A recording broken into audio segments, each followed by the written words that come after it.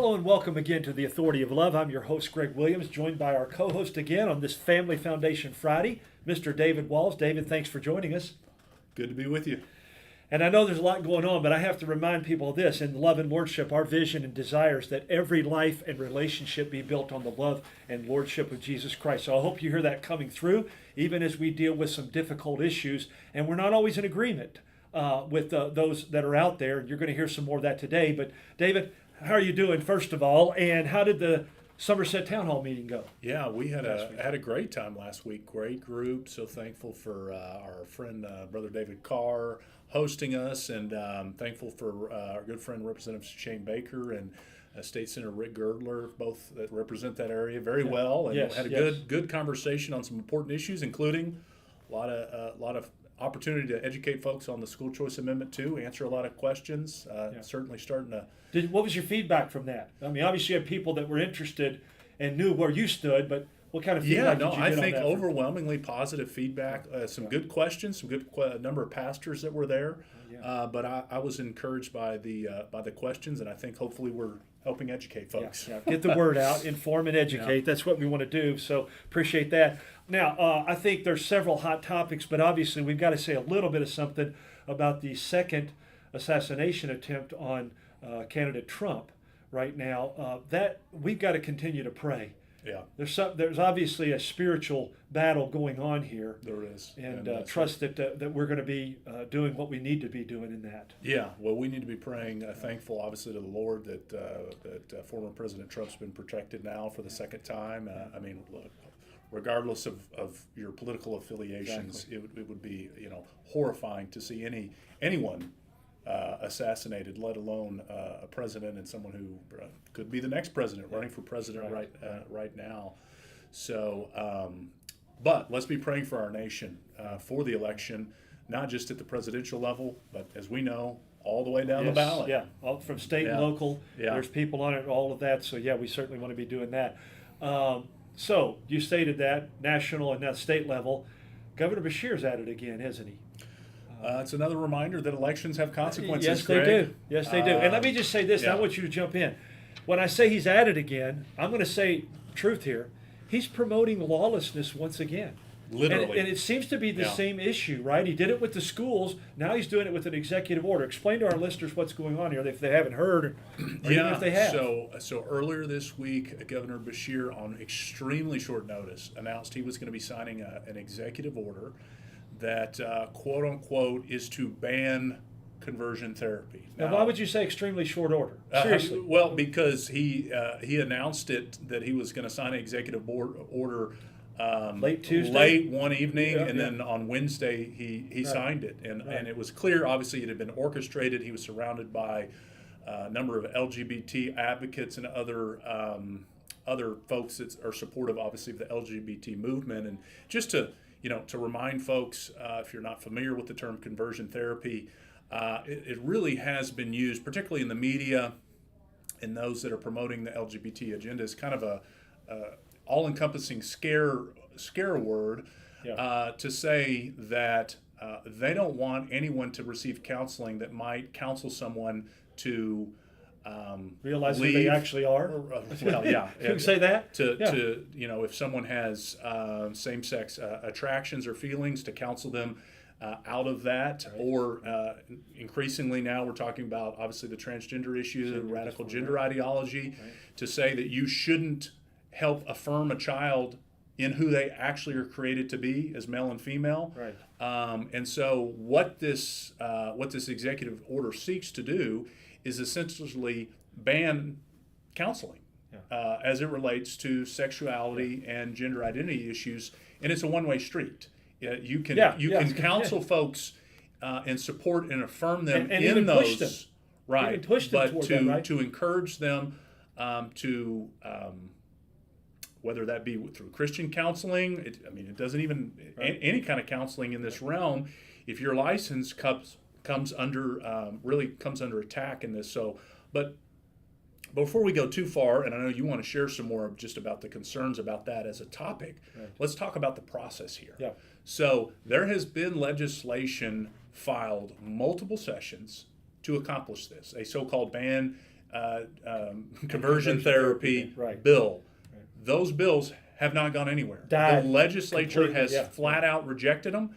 In most of the cases, hasn't taken them up. This session, there was really no movement whatsoever on that topic. I would even argue, Greg, that momentum to pass one of those bills has been waning. Yes. The current makeup of the General Assembly, in a lot of ways, is looking to do the exact opposite. The voice of the people. To protect kids. Right? The voice of the people is the legislature. Yeah. And so, and the governor, referenced that in his press conference. He essentially said, the General Assembly, I can't convince the people's representatives to do, so I'm just going to get out my pen and do what I'm going to do. But here's the thing.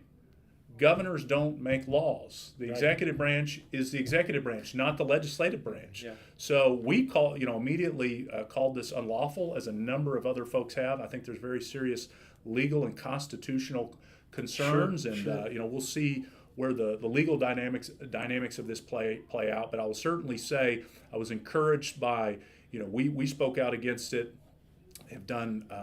It's amazing when the left or the governor, doing something that's kind of what I would like to say a California-style policy, bringing it to Kentucky. That's a good phrase. The media is more than willing to talk about it. Yes. And so we've done a series of media interviews, but I've been encouraged by how many folks have been speaking out against it. Right. Faith leaders, pastors, and some strong legislators. Well, that was my next question, David. Yeah. Where do you think that, obviously by not passing it in the waning interest, where are the legislators now, and probably the legislature when we come back in the new year, Lord willing, where do you think they're going to be on this? Yeah, I think you're going to see probably legislation filed to rein the governor in on this on this topic. But I've seen a number of legislative leaders. I'm looking here at all those that have spoken out, and there's a lot in the House, and too many for me to go through. Right, and then right. a number of very of the strong conservatives in the Senate signed a joint statement. I think there was 14 or 15 Senate members that put out a joint statement. Yeah.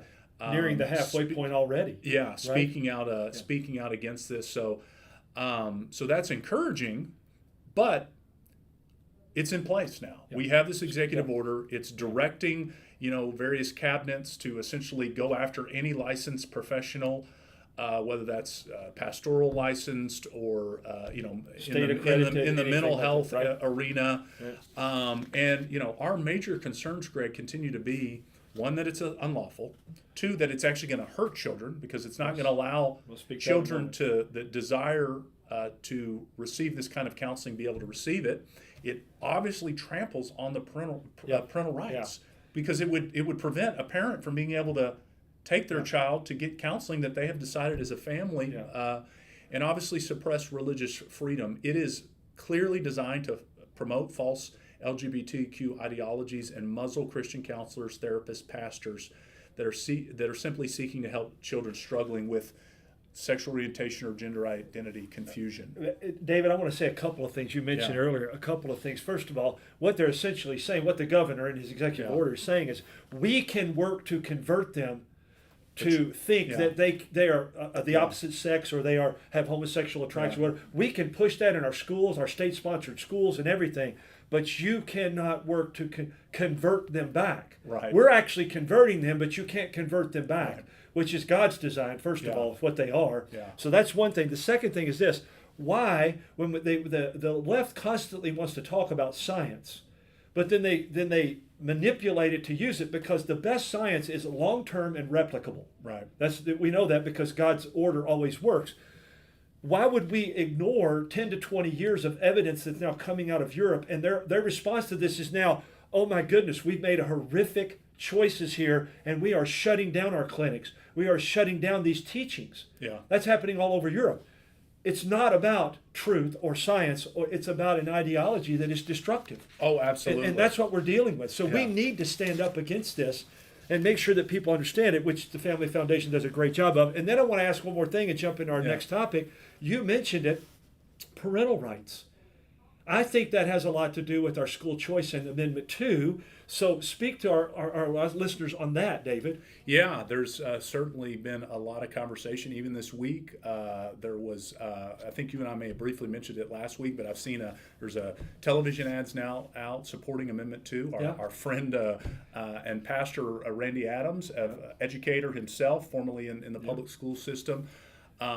Sharing a very compelling case why he's in support of School Choice Amendment 2. He was actually featured on a debate on KET this week. I thought he did a phenomenal job. Right. So the message is starting to get out. But clearly, as you and I have talked, one of the big arguments in favor of giving more school choice and educational freedom, which Amendment 2 would open the door for, is to empower parents, because we know parents are the ones by God who have been given the authority and the responsibility to direct their children, including their education. And ultimately, educational freedom and school choice seeks to just ensure that there are perhaps additional resources available for families who can't afford the type of education that they may desire for their students. So a lot of these issues have direct synergy. And as you said, we continue to be concerned, certainly in some school districts that are promoting this agenda, and you're seeing a lot of parents rise up and say, this isn't what I want my child to be taught. And so I just think, all this together continues to raise the stakes on the importance of Amendment 2 on the November ballot. David, let me say this, having been a former educator and administrator for several years, I found, and I've been in public and private, and I've worked with many homeschool families through my mentoring and counseling. But it's interesting. I've found that I can honestly say this without any qualms. The public schools are state-sponsored schools. Now they'll say it's local, jurisdiction and those kind of things. But if Governor Beshear decides to do this again and push it through the schools, he's got that whole network of a state-sponsored school that has to follow this, or you lose your job. Randy Adams found that out, right? So we've got it. That's just by educational choice, and every state around us has chosen it, and the results have been good for everybody involved. And so that's another reason. Also, you guys are an official. Give me the definition for supporting this. Well, we certainly we've been trying to educate folks about it, and we have a number of resources. A lot of folks are using our Facts on Amendment 2 handout. It's inside our most recent Kentucky Citizen. Very good. And we have been distributing, churches have been reaching out, distributing citizens. Contact our office. The latest breaking news is we've received some in support of Amendment 2 signs, yard signs. And we're going to be kind official of distribution center, a hub where folks can pick those up in Central Kentucky. Right. So if you're interested in that, we're still working on all the details on that, but you can contact our office at 859-255-5400 or send us an email at info@kentuckyfamily.org, and we'll tell you how you can get a yard sign. Yeah. I think I'm going to take one home and see how long it lasts. Okay. I think it'll be okay. I think there's some that agree with that. Okay. But then finally, finish this up here. October 12th. Give us another speaker that's going to be there.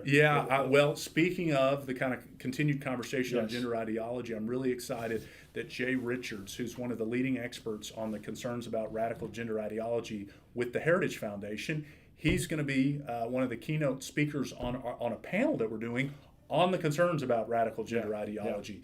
So I'm also excited that our friend and attorney, Greg Chafin with ADF, who's an expert in religious liberty, is going to be on that panel as well. A lot of great speakers. The room is filling up.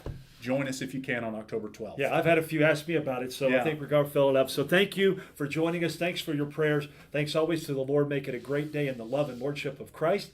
12:45 is my good friend Greg Horn and Hope is here. I'm Greg Williams with co-host